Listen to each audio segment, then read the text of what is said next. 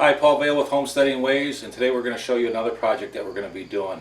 We are now living up in our off-grid cabin, and we are going to be making an off-grid refrigeration box, so we don't have to waste energy with a refrigerator. In the beginning, to start this off, we do have a freezer that we do plug in. This freezer is very small, it's very energy efficient, and we are going to use this to freeze some water that each day that we will freeze for our ice box. So for our off-grid refrigerator box that we're going to be making, the materials that we're going to need is of course a cooler, some 2-inch foam. I'm going to use some 1x8s and some 2x4s for the legs, and of course a box of screws to screw everything in. The foam, you're not going to need that much, but you got to buy it in a 4x8 sheet. So whatever's left over, I got plenty of places to use it. It's like the addition, or I got to put foam up underneath the floor of the cabin and stuff like that, so I'll use it up there. Oh, one other thing I don't want to forget. Make sure you got to get PL glue to glue the foam in, and make sure you get the PL for foam board. Otherwise, regular PL or liquid nails will burn the foam. So make sure it says for foam board.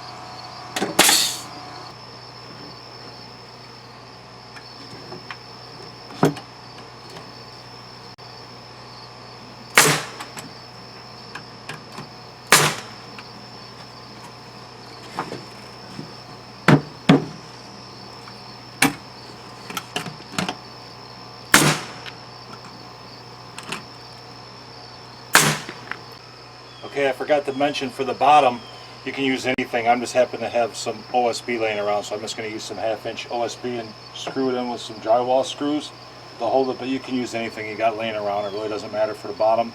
Nobody's going to see it, so this should work out good.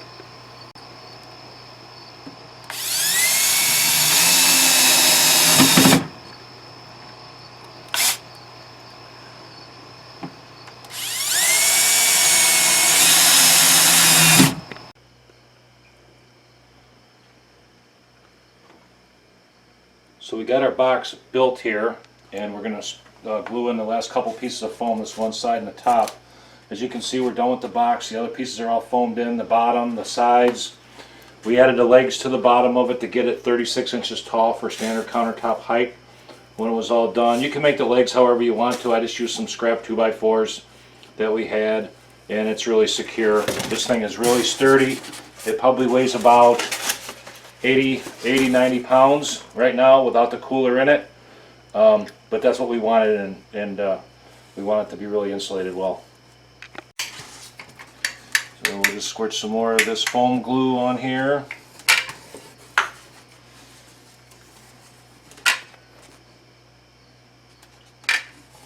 This foam glue I ended up getting at Home Depot. I'm sure you can find it at any hardware store or do-it-yourself center anywhere in the country. Most places have it. Lumber yards. Actually, that's my seat roof. I'm going to glue the other piece.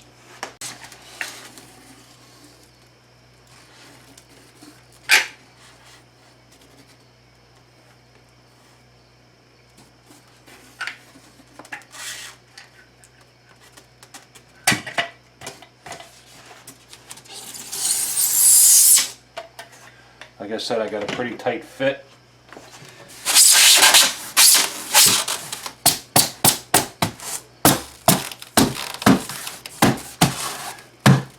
There's our box. We'll add the cooler to fit inside of it. Now, how big of a cooler? This cooler is 48 quart. And when I did the frame, I made sure that the inside dimensions of my frame when I framed it were 4 inches wider than the cooler. Actually, I went 4.5 to give it a 1/2 inch each way, because the foam being 2 inches, it's going to take up 4 inches each way.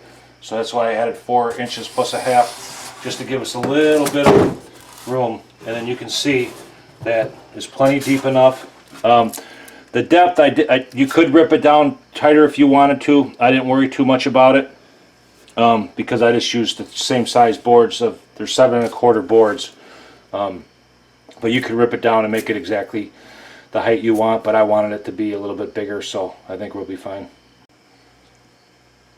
Okay, so as you can see, we froze up some ice blocks. You can use anything, bottles, ice box, bags, whatever that you want, frozen that we could get in our freezer.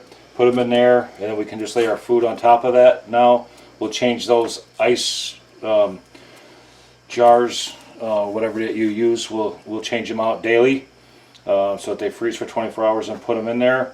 Put our food in. Put our lid down.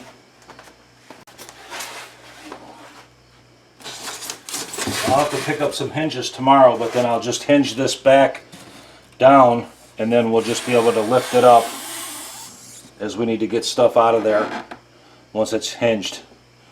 So thank you for watching our video on an off-grid refrigerator, and thumbs up and subscribe. Thank you.